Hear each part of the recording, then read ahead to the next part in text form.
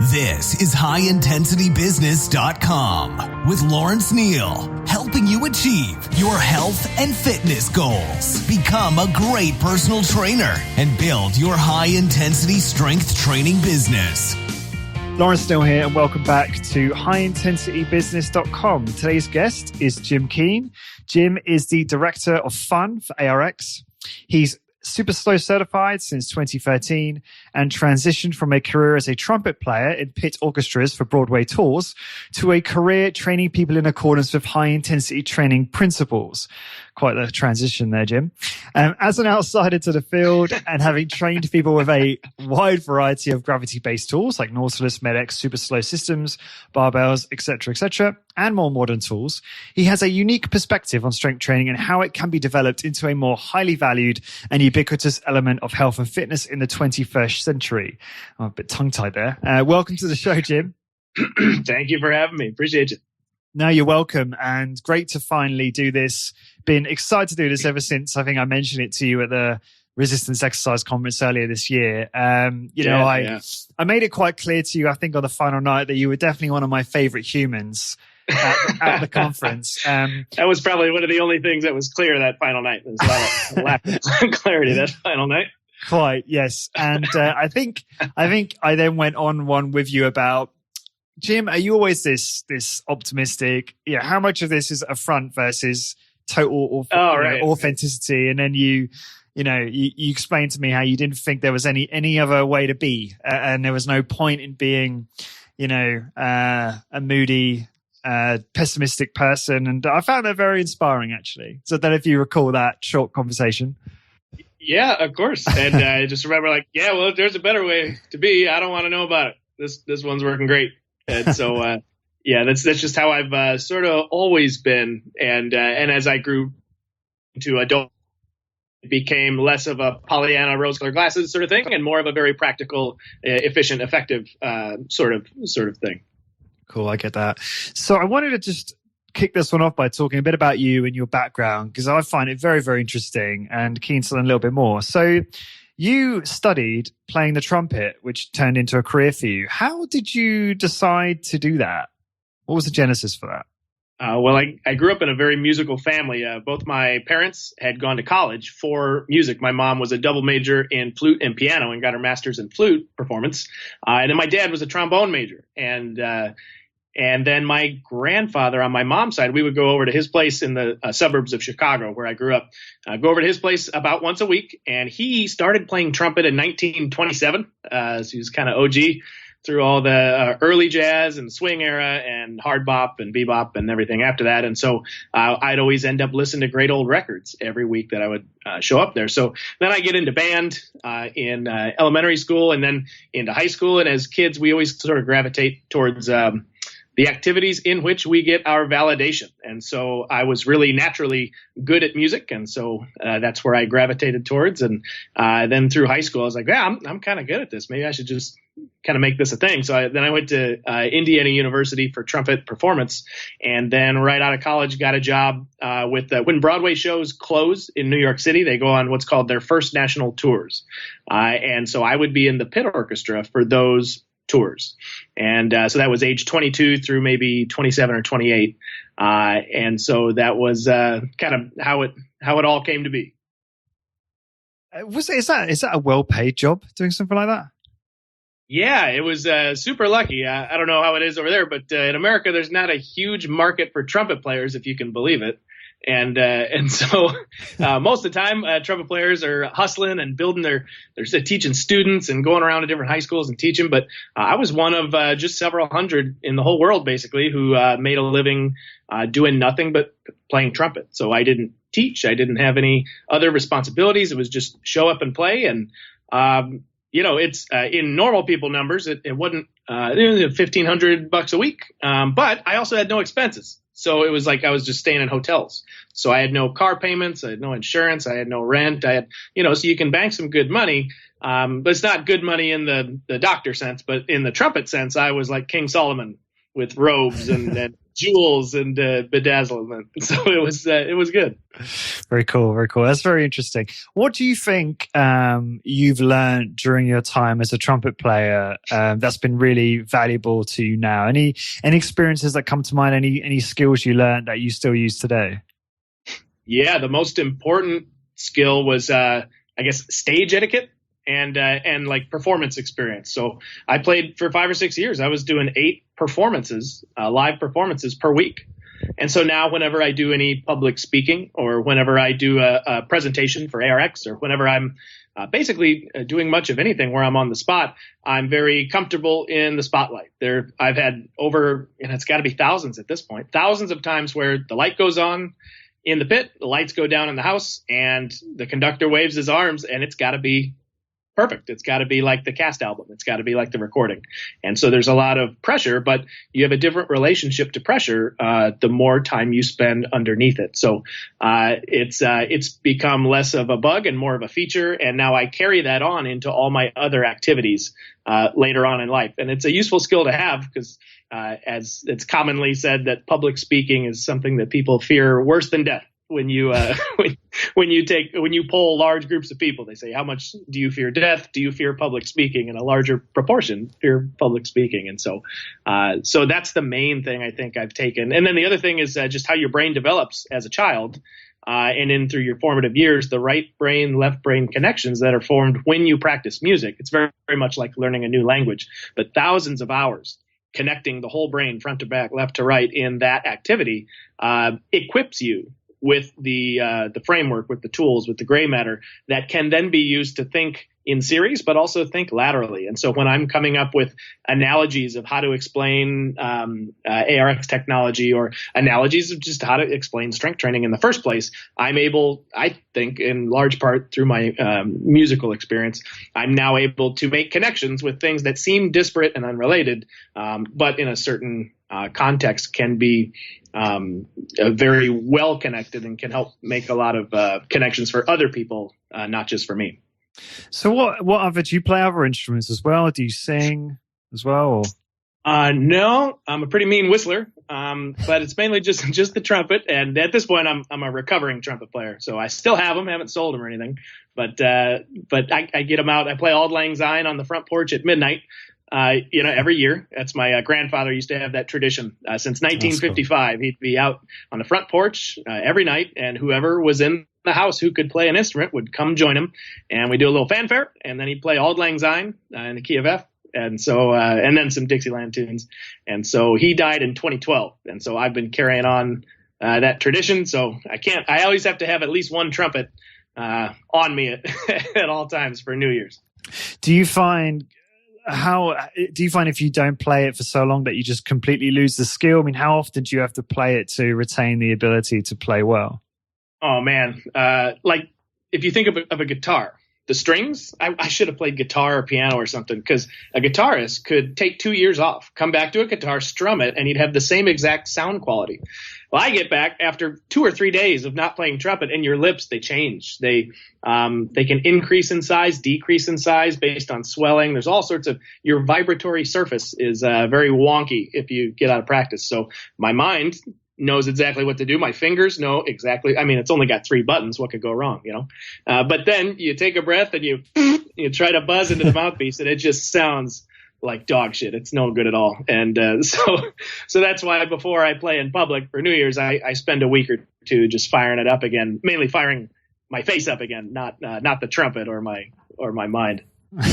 The closest thing I can compare to that is in basketball. If I haven't played for a very long time, and I go to do a move that I've done in the past, but feel very rusty doing, and in my head I'm like, yeah, sure, spin move, windmill layup, no problem. Yeah, this will go great. And then I go to execute it, and I just crash into the wall or said defender or whatever. Everyone's looking at you like, what are you doing, man? Yeah. I had a joke with someone once who was used to be a very high level basketball player. I used to play for Scotland, I believe, which, might not be very high level relative to some of the competition in the US, but still.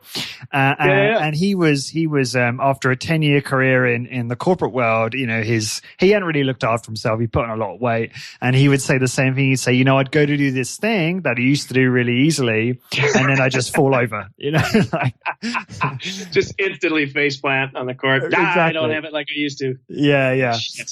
So you've gone through an incredible transformation. The pictures you sent me today, I've not seen those before, and that was amazing. Actually, I was blown away. Oh yeah.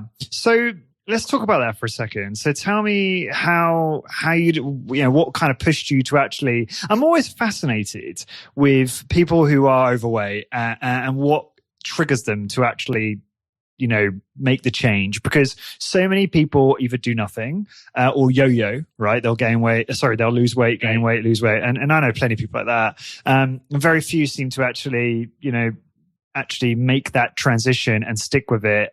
So talk about, what really motivated you to actually make that change. Well, what you didn't see was the picture before picture, oh, wow. Which was at my heaviest, I was about 270 pounds, which divide by 2.2. And I'm not sure what that is right now, but it's a big boy.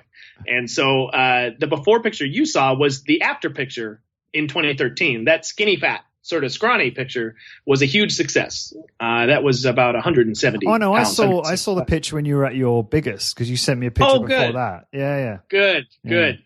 So Fat Jim was large and in charge. I had just gotten this job out on the road playing trumpet. I was about 270 pounds, was really good at drinking. I could put it away. Not like now. Now I can't do a fraction of what I used to be able to do. But at any rate, so I only worked for 3 hours a day. I would just play the show at night. And for the longest time, because not everyone, but the majority of people, in my opinion, who are overweight, not only do they know they're overweight, but they've all tried something to try to get less fat, to get, as I call it, to get regular sized. Like I didn't want to look like a magazine cover or anything. I just wanted to be regular sized. And so it was out on the road. I decided I needed a hobby, because you're just sitting in a hotel room all day. And then you go play the show at night. So it gets very boring after you've explored the town that you're in. And then what else do you do? So I decided as a hobby, I was going to figure out how to get not fat, how to get regular sized. And it started out with some blog posts of various people. And you look around, you read some books, and there's some podcasts. And everyone sort of knows how that journey goes. And you go down the rabbit hole and figure stuff out. And it was through that process that I not only started losing the weight and kind of figuring out there's a bunch of different camps that people get in as far as fat loss. And I never really identified with any one of the camps. I would just try this for a while, and that would work until it didn't. And then I'd try this for a while, and that would work until it didn't. I really wanted to avoid the dogmatic religious type idea where something works and then it stops working. But I'm so enthused with the memory of how it worked that I just keep beating my head against a wall, right? I wanted to avoid that thing. And then it was actually along that journey I first heard about ARX, but that's leading to that skinny fat sort of picture where I'd been doing super slow and doing high intensity training for a couple of years out on the road, not in a controlled sort of clinical environment, but just out. You take a taxi to whatever weight room you can find in whatever town you're in, and do the best you can with what you have. But yeah, it was always something, even as I was getting fatter through college. I liked to party more than I wanted to fix that problem. And so I always had the desire to be regular sized, but I was having so much success in various ways that being a big fat guy didn't really hamper me in the things I wanted to do. So when my priorities changed, it was then that my physical condition became an impediment rather than something I could live with. How did it become an impediment for you? Well, it's amazing what you can adapt to. If as an example I always use is if you had a giant pile of shit next to you and the whole room smelled like it, somebody would walk in and they go, "Oh my God, what is this smell? How are you in here? How are you doing this? This is unacceptable." And you go, "What are you talking about?" Because you get used to the smell, Mm-hmm. And so when you're 270 pounds, you have all kinds of things wrong. You have you're inflamed, and you do that thing where you scratch your nails across your arm and it leaves these big welts because your immune system is on high alert at all times, and that's normal to you. And then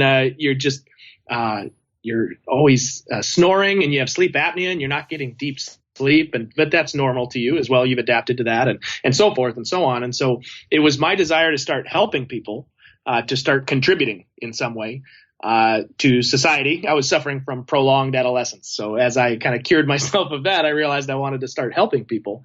And in order to do that, I looked at myself and I thought, well, you have nothing with which to help anyone. You're completely useless. You can't do anything because of all these physical things that are holding you back. And so that's when I started, when that priority shifted, all of a sudden my physical condition became unacceptable. And so then you kind of work your way down and try to change not just your behavior, but you have to change who you are.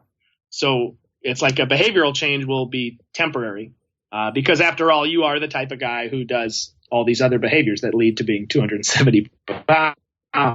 So first you change who you think you are. You have to change. It's like a self-image psychology sort of thing. And so first you change who you are, and then the behaviors naturally change following after you.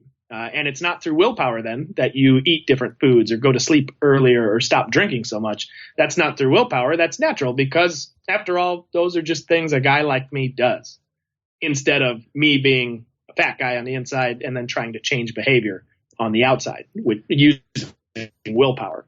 And so it was that switch that sort of led stair-step fashion. You know, you get down 20 pounds, you plateau for a while, down 20 pounds, plateau for a while. And then off I went. Cool. Okay. Have you found, I'm just curious, you know, as someone who used to carry much more body fat, you know, they say that because you've created these large fat cells, that it's actually easier to regain that weight. Do you find that now you have to be quite careful in order to not go back down that track? And you find it actually quite easy to gain weight as a result of that part? Yeah, I always find it really easy to gain weight. It's just sort of my setup. But I do notice that it's not really the food that like a lot of people, they tell the story about if I even look at a piece of pizza, I gain 5 pounds, you know, and that sort of thing. And for me, it's not so much the food where I gain weight very easily. For me, the number one is sleep. So when I'm not sleeping, when I'm not getting to bed early enough, when I drink or eat too late, that's when I really start noticing I'm inflamed, I'm puffy, I'm not fitting into my clothes right. And the research on sleep is completely bonkers, just as how it affects your metabolism, even down on the cellular level, and your GLUT transporters and how effective they are at getting glucose out of the bloodstream and into the muscle cell for storage and then into fat cells. And sleep is sort of this more important than diet or exercise for me anyway. And so when I'm not sleeping, I find that it's easy to put on 5 or 10 pounds. And also just my body having been that size before, I think there is something to that. I'm not sure if it has to do with the number of fat cells, although I know you grow more fat cells as they're needed. I think everybody has the ability to fill up the fat cells, but it's just like having been not damaged, but having been down that road and grooved in that trail. I do think there's something to that where I need to watch my sleep and watch other things I'm doing a little bit more closely. Otherwise, you're exactly right. If I take off all the brakes or take out all the stops, I'll just kind of head back that way without much problem. Yeah, and I will point to a podcast you did with what was the one you said, Beyond Wellness? I think it was called with Justin Martigiani. Yeah, and I'll link to that because I think that's good for people who want more on some of the details behind some of your own kind of personal biohacking journey. Although one of the things I wanted to ask is, in terms of sleep, what are your main, most important kind of hygiene sort of guidelines for people in order to optimize sleep? So the biggest sleep hygiene thing I would talk about would be light after sundown, because our eyes are connected directly to our brain. And when our brain sees blue spectrum light, for instance, from a television screen or from a device, an iPad, a smartphone, a computer, anything like that, it takes that signal and, of course, goes, okay, 11 a.m., got it. And so then your head hits the pillow. Up for 15, 16 hours, but your brain isn't ready for sleep and can't produce melatonin after just having seen blue light. It's two mixed signals. And so the first thing is stop letting junk light, which is man-made light, hit your eyeballs after sundown. That's important. Also, I don't know if you know the NBA All-Star game here in America. They have a 3-point competition. And in the 3-point competition, each ball is worth 1 point, but there's a money ball. It's red, white, and blue, and it's worth 2 points. And so one thing that's not literally true, it's just a model to use, is that each hour of sleep you get before midnight is twice as valuable as each hour of sleep that occurs after midnight. And so getting to bed early matters. 9 p.m. sleep to 5 a.m., you'd think, oh, that's 8 hours, but it's far, far more valuable than midnight to 8 a.m. And the reason is we have beautiful things that happen around 1 to 2 a.m., supposing we've been asleep for several hours. And this is the release of all the androgens we know and love. And our biggest spike of growth hormone, by far, and it's not close, happens during this deep sleep at the first part of the evening. And testosterone and every other thing that you want happens during deep sleep. And deep sleep, if anyone who has an Oura ring can kind of know what I'm talking about, your brain prioritizes deep sleep in the earlier parts of the evening, and then REM sleep later on. But if you skip over the deep sleep part and you get to bed at 12 a.m., 1 a.m., a little bit later, you still get some. It's still good, but then the sun comes up in the morning and you get that in your eye, and that sets your clocks. And your whole body says, okay, 16 hours until we release the good stuff. But then it's interrupted because you're looking at blue light in a television or out partying, or you're looking at your phone in the middle of the night and interrupting this process. So all the hours you can get before midnight, they're twice as valuable as the ones after midnight. So even just those two would go a long way towards helping a lot of people. Like no glowing rectangles for about an hour or two before bed. It's a good rule I give my fat loss clients. So no glowing rectangles of any kind, no junk light, and then get the hell to sleep as early as you possibly can. That's some awesome advice. So you just touched on there, you have you had an online health coaching business. So do you still do that as well as obviously working with ARX? Well, ARX has me so busy for a while now that I've stopped any online presence for my fat loss coaching business. But I still do just from word of mouth and person who heard from a person who heard from a person. So I still have some people I keep up with on a word of mouth basis, but I do zero marketing for it. I don't have anything established anymore online, but I started it while I was on the road playing trumpet. So I would do my fat loss consulting during the day and play the show at night. And that's one of the things that helped me sort of bridge between the careers. And, just I guess to sort of wrap up your kind of biohacking personal health journey story, what are and sort of I guess tie this into what we're going to be talking about, what's the kind of highest ROI health or kind of activities that you do now or behaviors that you have now that have worked best for you? What's the kind of 80-20 look like from that perspective? Well, to revisit real quick, I'd say sleep hygiene, and even just a brief internet search for anybody listening, you can come up with the low-hanging fruit. But sleep is first, and it's not close. And so that's the first thing I would always consider as my 80-20. And then the next, for obvious reasons, would be ARX. And we finally got all of our dashboard for internally in the company. It turns out that since I started like 6 years ago, I've worked out a total of 28 hours and 33 minutes for over the 6 years. And so you saw the before and after that I sent you with me in Costa Rica on that vacation. That was just in 2016. And so it's even less than 28 hours between those two pictures of exercise. And that's not super shocking to your audience because your audience is already very familiar with brief, intense, and infrequent exercise.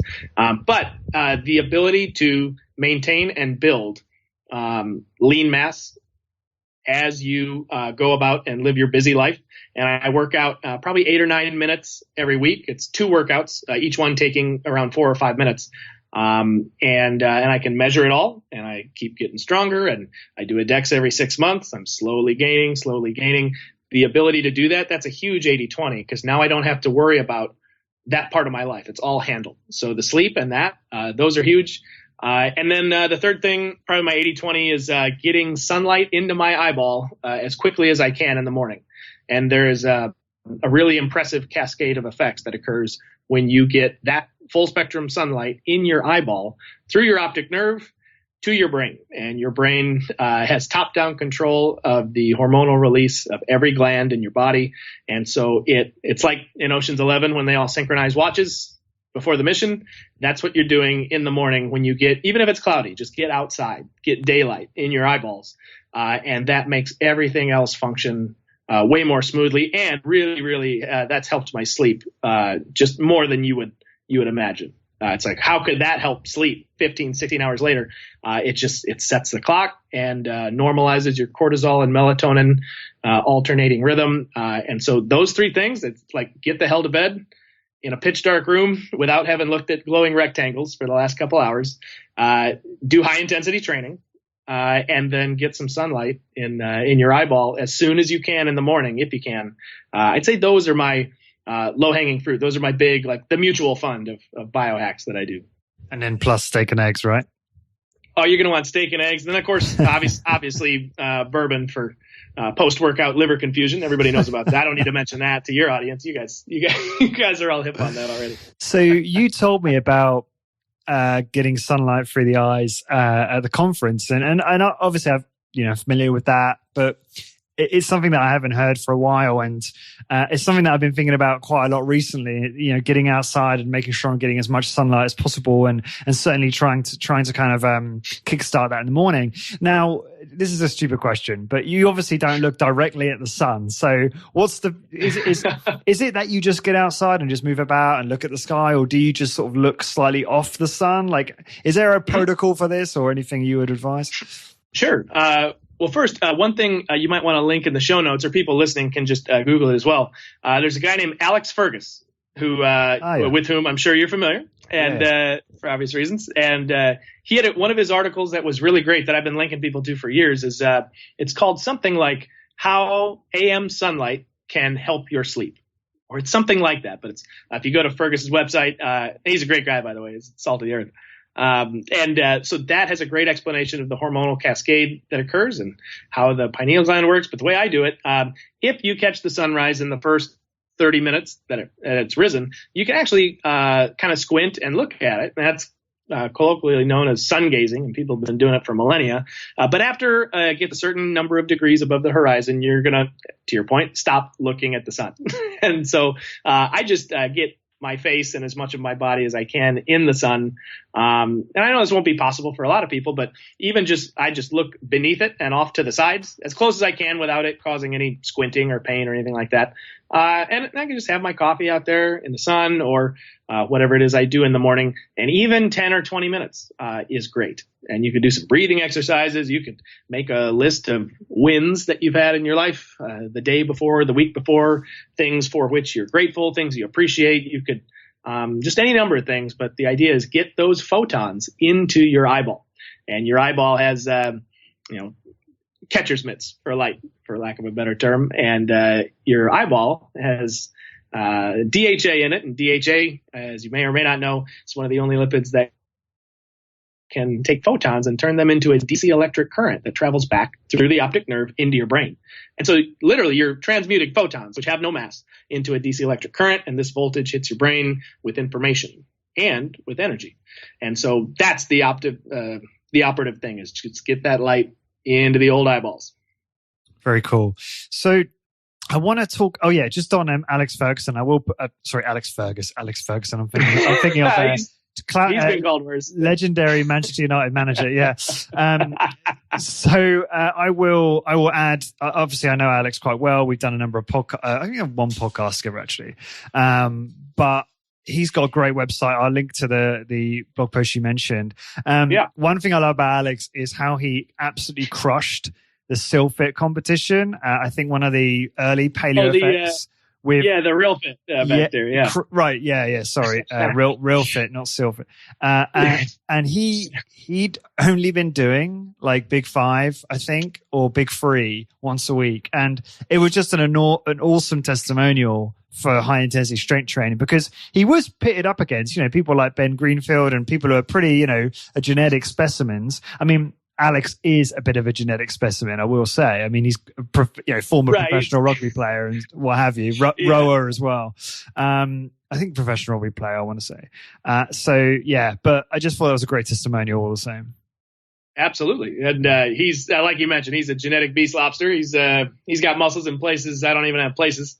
But I saw the other guys because we're right across the ARX booth was right across from the strength and conditioning floor where they were doing the real fit scores. And for those who are unfamiliar, it's a little bit like the NFL Combine. There's a bunch of different events, and then you get a score in each event, and then they aggregate it into one master score, and then whoever has the best score wins. And so the ARX leg press and chest press were part of the event as well. So it was funny to watch Alex, fight the robot, and just his giant tree trunk legs. He's just walking around like a muscle taxi. It's fantastic. But he did a great job. And then, like you're saying, that's all he was doing beforehand was just a body by science style protocol and just going to go test it out. And then he shows up recovered and fresh and strong and nailed it.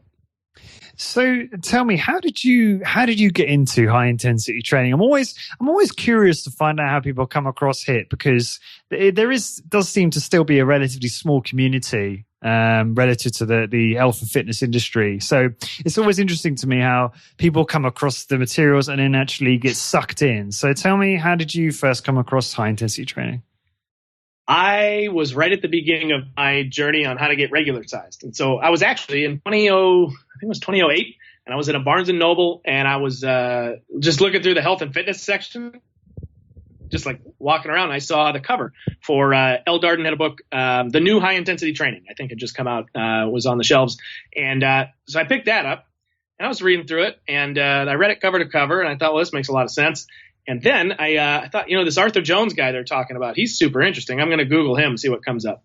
And so then I got to arthurjonesexercise.net, where they had aggregated everything he'd ever written, all the old Ironman magazine articles and both Nautilus bulletins and his memoir and on and on and on. So I read that through probably 2 or 3 times. I had a lot of spare time on my hands, obviously, because I just worked at night.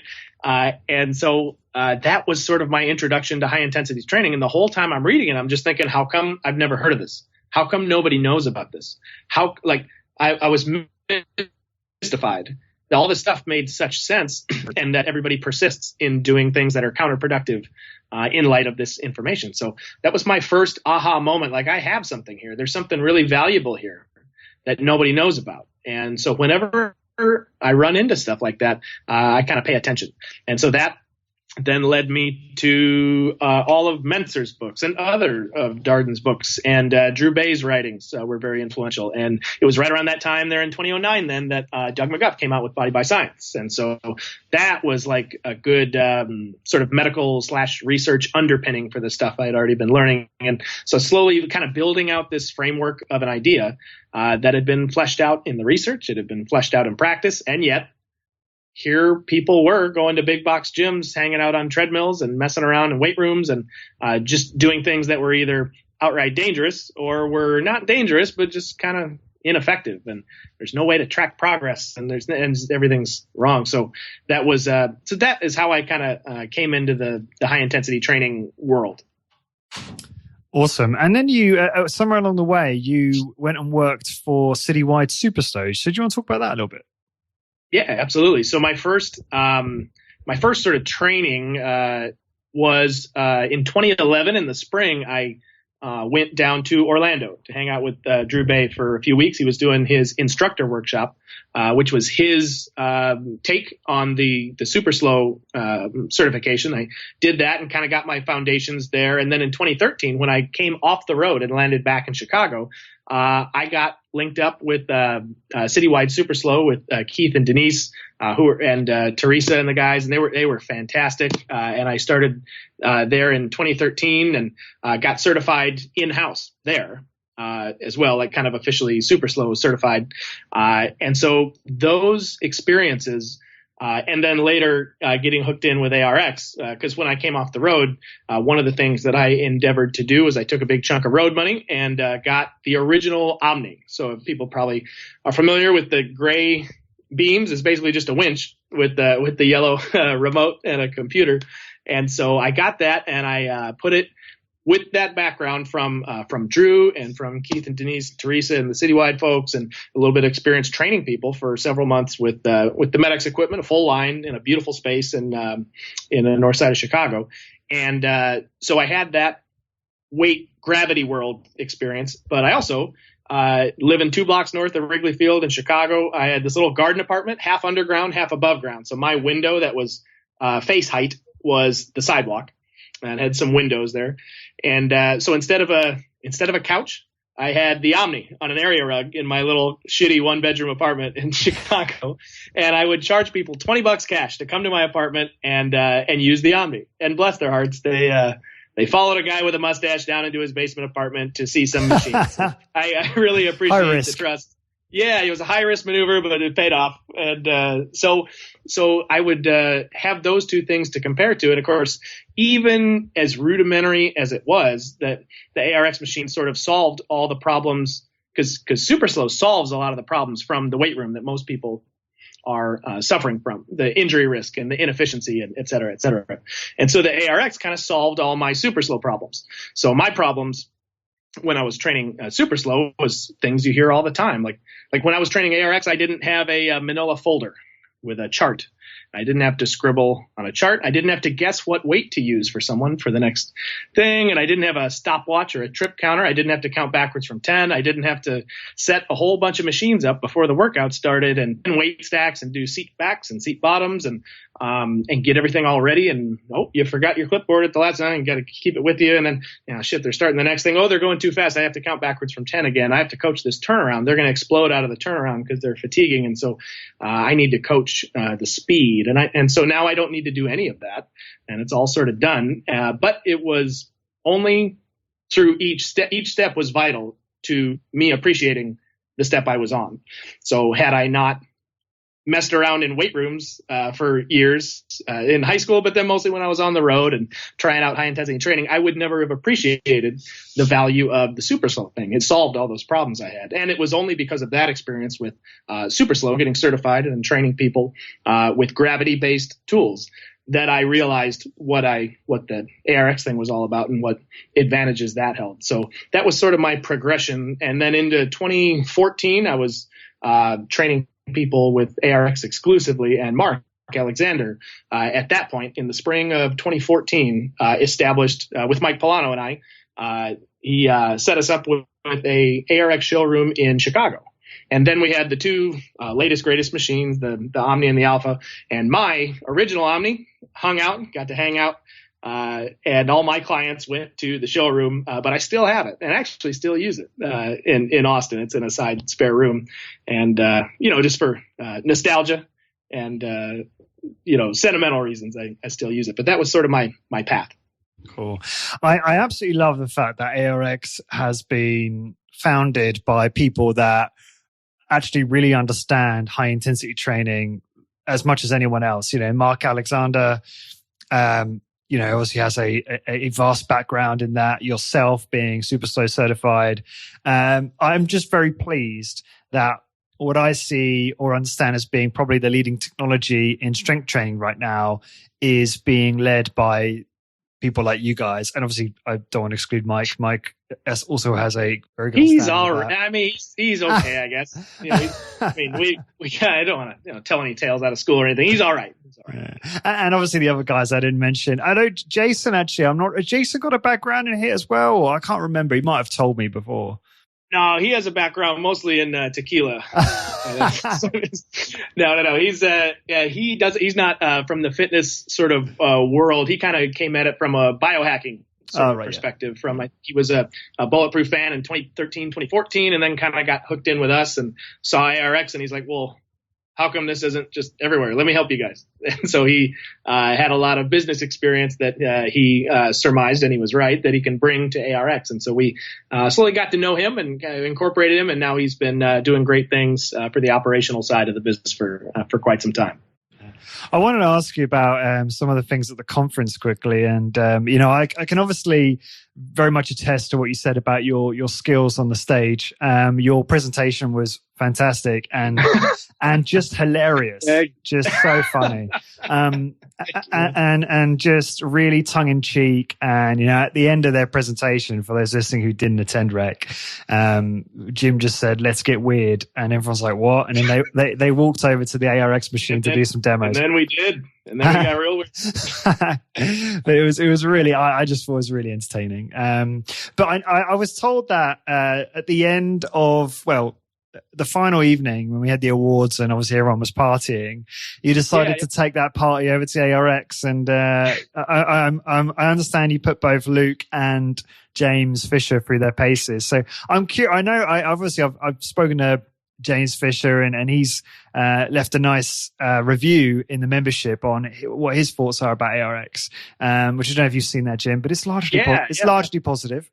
But I'm curious, what was Luke like? What did you think? Right, we're just going to totally destroy Luke, or what was the approach there? Well, the first and last thing about the conference, I just want to give a shout out to Luke Carlson and his team. Like, it was a great conference. Awesome. That was really well done. It's a really, really nice conference in every way. So shout out to you guys. Thank you again for having us.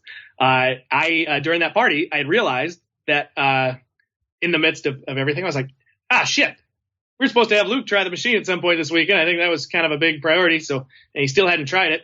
All right. So I found Luke over there and bless his heart, I said, "I'm sorry to interrupt your party and like everything you're doing. Could I just ask you to stop everything you're doing and come try ARX?" But he was, I feel like he's the type of guy who makes decisions very quickly and changes them, if at all, very slowly. He trusts his gut, trusts himself. He's like, "We're doing this now." And so I said, "Hey, would you have a moment at some point this evening we're still plugged in over there. I know we've loaded out, but we still got the machine plugged in." And he goes, yeah, let's do it. And he's like a man of action, So we headed over there, and he got a little like 3 or 4 people. "Hey guys, come on, we're gonna go across and fire up. We're gonna fight a robot. We're gonna check out the ARX." And so he came over and just the standard demo, and he fired up. He was in it to win it, and it would have been easy for him to just go through the motions. I'm partying. I'm in my nice clothes. Don't bother me. But he really fired up, and it was excellent to see, and he had great things to say about it. I think he instantly sort of understood what was happening, and someone of his background obviously would. And then James Fisher had tried it a little bit earlier I think on the day before, and he had he's one of the guys who tries it, and Randall Lightbound from Simplement Plus Fort up in Quebec. He was the same way, where he tries it and he goes, yep, this is precisely what I thought it would feel like. This is great. And James Fisher was sort of like that. He goes, yeah, this is awesome. I can see a bunch of different ways to do research on it and things like that. And his little paragraph that he wrote about it, I have nothing bad to say about that either. That was awesome. And like you said, it was largely complimentary. And the stuff he's talking about is legitimate. I think the one thing about you need to be careful about all the usual form things that we know and love, you need to be even more vigilant now that there is the possibility to fight a robot instead of fight a weight. However, from my perspective, I'm of course the reverse perspective, where in my world, weights are far more dangerous than an ARX machine, because hell, weights can be excessive. And especially if you have improper form and you're able to handle a heavier weight than you ought to have handled. Well, now you're fatiguing yourself and you have this big heavy weight that was appropriate at the beginning, but is now inappropriate, then it's always acting on you. And so any mistake in form is really bad. It's a death sentence, because you now can produce far less force with your messed up form. And so now that big weight that's not adapting to you, now it comes and causes an injury. Whereas with ARX, if you have improper form, well, hell, you simply can't produce that much force. And in response, the machine will simply reduce the resistance against which you're pushing. And so an injury is avoided. So from my perspective, with weights, holy shit, that's dangerous. You need to be really careful with form if you're using a weight that's acting on you 100% of the time. But if you're using an ARX machine, it's a little bit like being in a bouncy castle. You can do crazy things you normally couldn't do. And if you fall, you're not really going to hurt yourself because you're in a bouncy castle. So with ARX, yeah, you can have more resistance than you could have gotten with a weight. But if you decide to do weird stuff with your form, you simply will press less hard, and so the resistance will be less. And so it's always matching you in a way that can never be excessive. And so, it's kind of two sides of the same coin. The solution, of course, is exercise in good form. Don't mess it up. But should you get tired and lose track of what you're doing and mess it up, then yeah, it's a little bit safer way to go. But both of them were. I was very impressed at the conference with the people who, with the training they have, with the background they have, with the paradigm that they're steeped in, their openness and their forward thinkingness, if I can existify a new word real quick. Everybody was just very nice and open to it. And I think, like you, they sort of appreciate the idea that, oh, these are our people. Like how I started out the presentation. There's a picture of Arthur, and it was like we're standing on the shoulders of giants. This is like based on his ideas, and he was even messing around with motors in the 80s and 90s. And so it's like, yeah, we're on your side. We're like you. We're high intensity training, enthusiasts, and we just found a better way to do what we already know we want to be doing. Yeah, and Rec does attract that type of mindset, certainly, and no one had a bad word to say about it, really. I just wanted to say as well, I've just done a podcast with Tom Toombs and Craig Hubert, who attended Rec, and if you want to get more information on what the conference was like, if you're deciding or trying to decide on coming to 2020, then check the episode out, because that was a lot of fun. We talked about ARX, Gluteator, some of the keynotes. It was a lot of fun. The early morning workout, especially. So I want to dig into some ARX stuff with you quickly, Jim. But before I do, I'm just really curious on your opinion about frequency. So this is something that's debated a lot in training, and even in high intensity training. Training frequency is debated a lot. And some people will say once a week, some people will say twice a week. And the reason I want to ask you about this is I've been reading John Little's new book, which is very good. I feel like it's kind of, have you read that? Have you read his book, Jim, or seen it? No, not yet. It's kind of very similar to Body by Science, but it feels like it's written much more for a lay audience, playing on the time efficiency. It even provides a protocol for multiple sets, which is heresy to high intensity training. But my goodness. Oh my God. But I feel like I simply cannot. Yeah, you won't even consider it now. No, but no, I think I can see what he's doing. Well, at least I think I can see what he's doing in terms of trying to write something that's going to resonate with another audience, and I think that's great. Anything that serves as a gateway to getting more people doing this stuff is great. So I'm looking forward to speaking to John. Actually, I think in June we're scheduled to talk about that, which is cool. But anyways, so him and Doug, and I know this is highly nuanced and complex, and I will get the bloody question out in a minute. But him and Doug will say, ideally you should be training every 5-day recovery is kind of the minimum, really, based on, and he cites a whole bunch of research which I'm yet to really dig into in terms of the mechanisms during recovery that need to take place in order for one to feel fully recovered. And at the other end of the spectrum, there are people that take, he says, up to 6 weeks to recover from strength training. Now, I guess we are talking about intense strength training, and I would certainly put ARX in that category of, if I were using ARX, I would be inroading very deeply.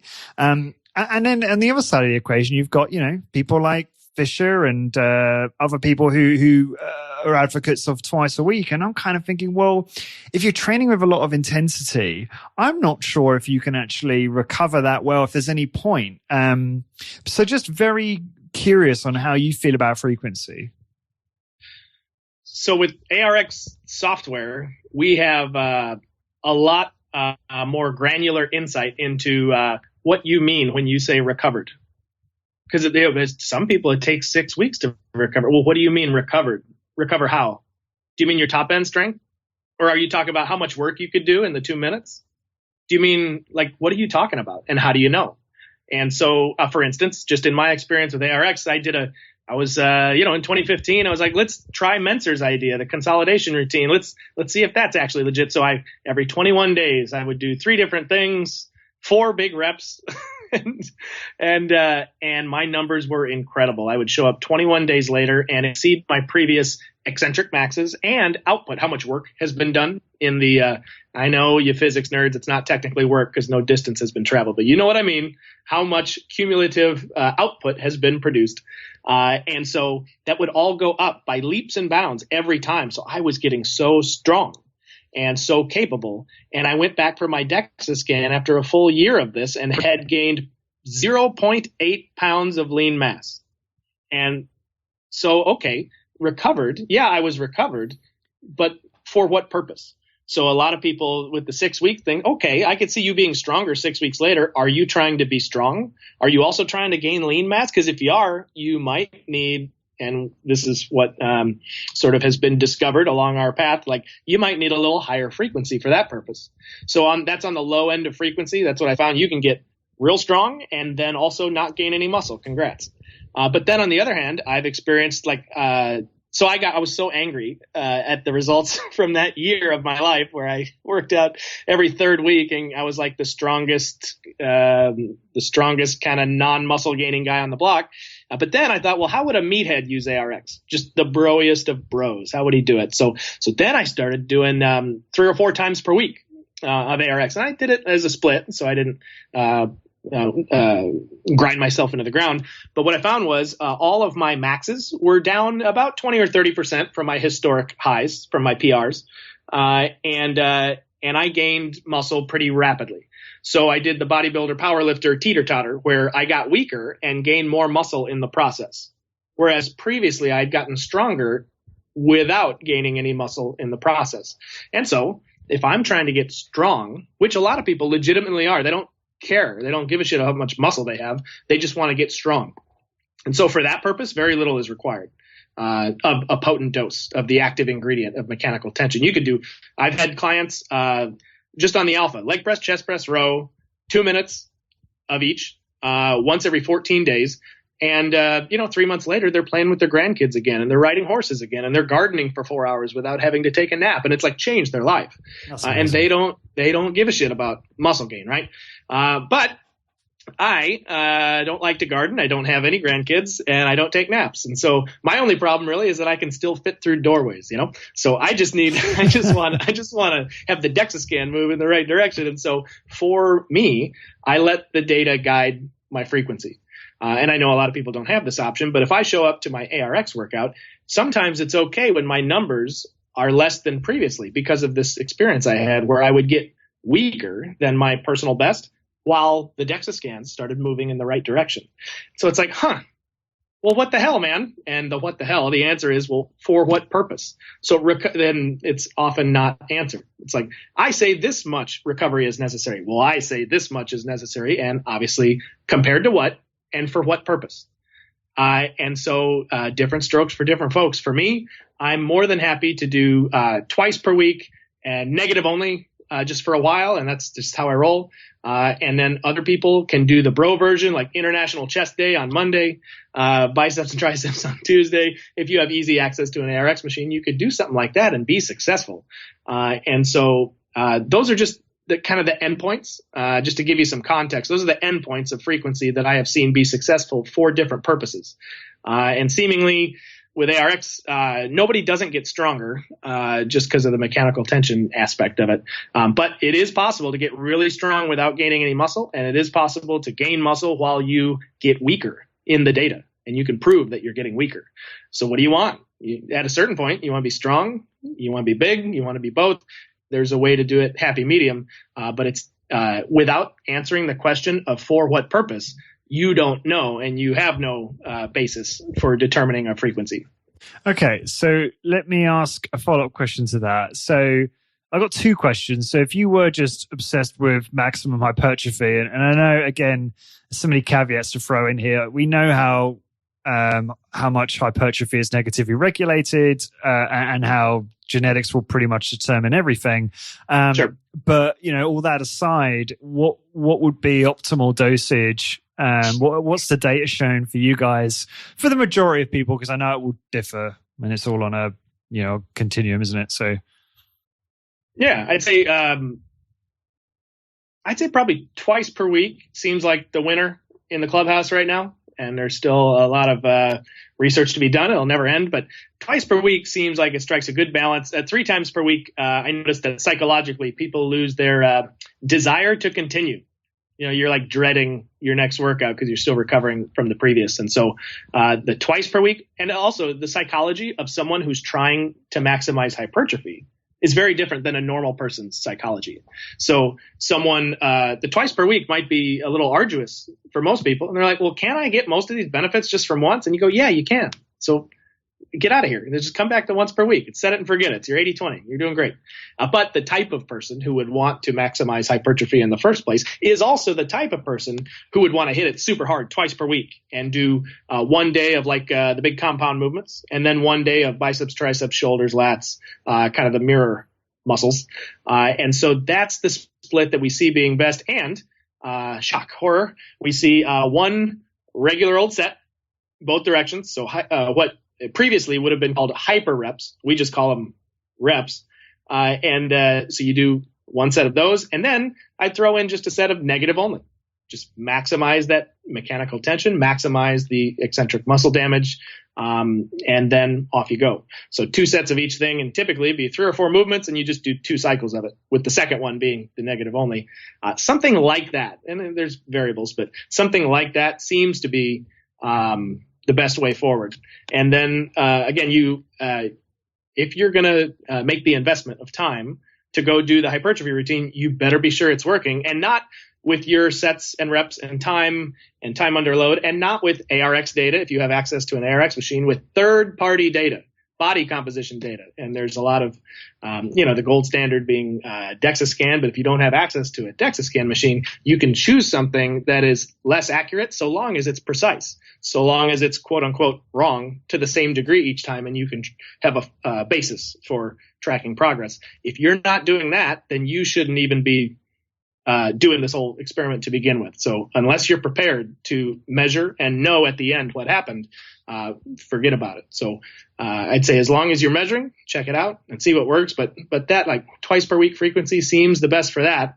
And again, going back to a larger scope of people who aren't necessarily interested in hypertrophy, that once per week, there's a little bit of benefit from going that second time per week. But man, half of a sure thing is better than twice and nothing. And so if you're just going to set it and forget it, and this is my time, I do it every week, that's life-changing for millions of people. It would be life-changing to add in that very little bit. But to your question, that's what I would do for maximizing hypertrophy and getting swole, Brad. Do you not think to say twice a week is quite problematic? Because I like to think about it in terms of days. Because if you say twice a week, I suppose if you went, I'm assuming, Jim, you would use, say, 3 days between workouts. So maybe like a Tuesday and a Saturday or something. And then, or Tuesday, Friday. And then you would have, again, the same the next week. Or, because I don't know, I feel like, I'm just thinking maybe I'm wrong, but I feel like it could be quite easy to overtrain with that kind of frequency week on week.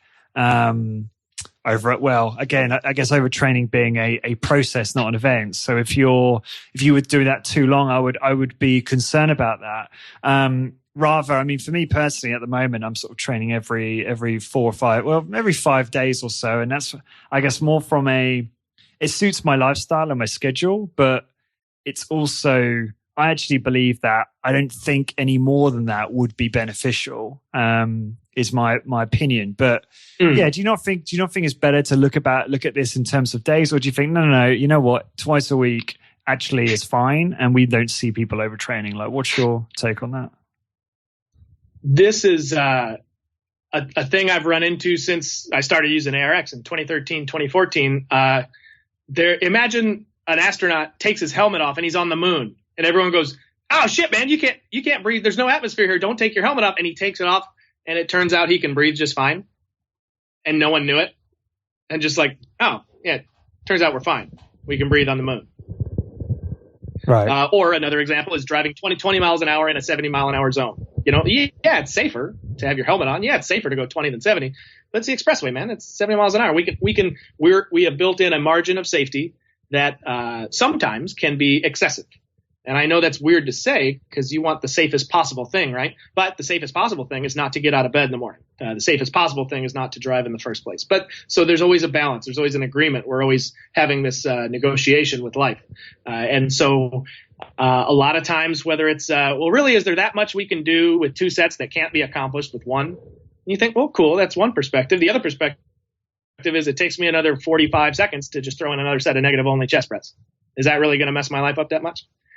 Or the thing you're talking, like the once per week, you really need twice per week? Need? No, we don't. That's not the standard. We don't need to be doing.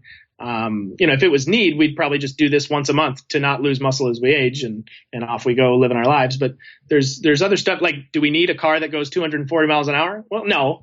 We don't need that, but it's fun. It's cool. And so there's a huge industry around it, and we have races and stuff. So I'd say that we have not found the twice per week to be excessive, and we could show it in the data. If there were overtraining, then then some significant proportion of the people who went twice per week would experience ill effects, not only in terms of their performance and how they stack up against their previous, but they would also report poor sleep, and they would report some nervous system ailments of different kinds, and stress and anxiety, and I can't relax, and I get sick a lot now, and so all those things that sort of happen when someone overtrains, and we just don't see it. It's like people warning not to take the helmet off on the moon, and you take it off, and it turns out we can breathe. So we've done twice per week, 3 times per week, 4 times per week, and you might say, well, that's CNS burnout.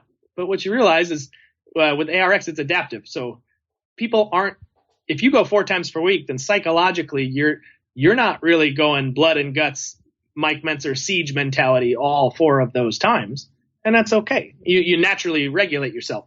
You simply don't go as hard. But if you're doing it once every 2 weeks, you're very focused and you dig very deep, and you pull out all the stops and have a super intense workout. You're laying on the carpet afterwards. And so your nervous system sort of knows what it's doing. And when you're voluntarily contracting against a resistance that's adapting to you, that issue is kind of not an issue. Now, if you have a weight that's not adapting to you and you subject yourself to that intense amount of weight that you can handle the once every 2 weeks, if you do that even twice per week, I can see where you would come to the conclusion that, man, twice per week is just too much. And so it kind of is self-regulating like that. But I guess to answer your question, we've tried it, and it turns out it's just fine. And and when people ask me that, I don't know what else to say much other than that. It's a little bit like when people talk about overloading the negative. Now, in my world, I just call that properly loading the negative, and anything that's not that would be underloading the negative. And so it's just it's dangerous to do this or that. And then we've been doing it since the first prototype was 2008. And so we've been doing it, and it turns out it's not, the sky is not falling, and everyone's fine and making great progress, and we can measure it in the data. And so far, so good. Yeah, that's great. And I've not actually looked at it in that way before in terms of how the body self-regulates. That's very interesting. So have you had exceptions to that rule where you have had people who require more recovery, or is it unanimous? Or is that the wrong word? No, they're it's very anonymous. It's anonymous. We can never know. No, we have had that. We've had, if someone shows up, I've seen this a couple of times, and people, there was a restaurant owner in Chicago who I was training. And, the restaurant business, you're up late nights and you have bad circadian rhythms. You're on short sleep, and you're very, very busy and anxious and having to yell at people. And so he would show up once per week, and newbie gains all over again are kind of a thing with any strength training. But like with ARX, typically the first 4 to 6 weeks is skyrocketing progress. But this guy, from his demo workout, like all the way through the 4th or 5th week, it's basically the same. And he's like, this thing doesn't work. And I was like, man, this is the first time I've seen this. I'm baffled. Explain your life to me, sir. Why is your recovery so piss poor? What's happening to you? And so he described his lifestyle. I said, okay, there's your problem right there. And so I had him come back every other week, every 14th day, which mystified him. I'm like, why would I show up less? And it was exactly what you'd expect. He was finally able to make progress on every other week. It's just his deficit that he was building in to his lifestyle was so great that it took him that long to synthesize a response in his body from the stimulus. So we've seen that. And then we've also seen super weird people who go hard 3 times a week and their numbers just keep getting better. And typically they're younger, or they have just a certain hormonal profile, or they're on a cycle or something. And I don't know it. Like, I don't know what the deal is, but we've seen that end of the spectrum too. So there are people like you're describing, the slow responders, the people who take more time, but I haven't seen anyone for whom once every 14 days is excessive out of the thousands of people we've trained. That's really interesting. And it reminds me of just, this is obviously quite a complex topic in that there are so many interacting variables that affect frequency. And you obviously described that really well there. And I think that's people have to appreciate that. So you're essentially with ARX. I mean, obviously you've got data and you can see force output and all of that. But for those that don't have access to that and are just doing HIIT, are you a fan of kind of using performance, strength, time under load, resistance as a proxy of whether someone is recovered or not? I think there's a lot of things you can look at on the chart that give you an indicator of this slice of time each week. But really, I always like to really press them on the recovery side of things, because the stimulus is the stimulus. We know it works. It's tried and true. You've been running your business for this many years. It's like, it works. So the issue is then with the response, the adaptive response in the individual. So that's sort of, you can read the tea leaves. You don't need like ARX data to know that someone's sucking wind and they're not doing so hot. So you can absolutely use all these other constellation of indicators as practical, useful tools to gauge recovery. Awesome. I'm aware of time, Jim, and we'll probably need to wrap up, and maybe we can do a part 2 to talk more about ARX and talk more about certainly the business stuff.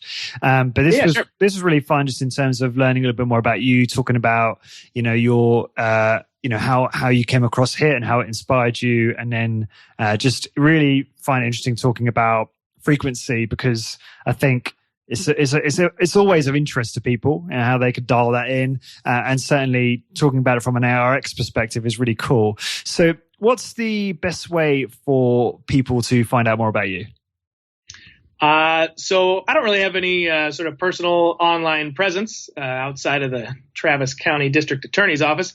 And so the best way, you could just the ARX Fit Facebook page where we post things every now and then, and then the Instagram at ARXFIT. We put together a little montage of stories from each of these conferences we've had in the spring, and then I'll be doing some more of these interviews, kind of getting the word out, and podcasts and things. And then you can email me anytime at jim@arxfit.com, and I'm totally open to any just, hey man, heard the interview. A quick question for you. What do you think about this, that, or the other? And I'm happy to even hop on a phone and chat, and sort of an open book. And it's like we were talking about before, a little bit of a outsider's perspective, where a lot of people from a fitness perspective have preconceived notions and old paradigm sort of things. But I'm a trumpet player, for God's sake, so I sort of see things in a slightly wonky way. And so I'm happy to chat with anyone anytime. Awesome. And then obviously you got the main website, arxfit.com. And if people mention High Intensity Business, they can get $500 off in-store if they place an order. So just so people are aware. And to find the blog post for this episode, guys, please go to highintensitybusiness.com/Jim-Keen. And for all episodes, please go to highintensitybusiness.com/podcast. And until next time, thank you very much for listening. Discover how to achieve your health and fitness goals, become a great personal trainer, and build a successful high-intensity training business. Check out highintensitybusiness.com. highintensitybusiness.com.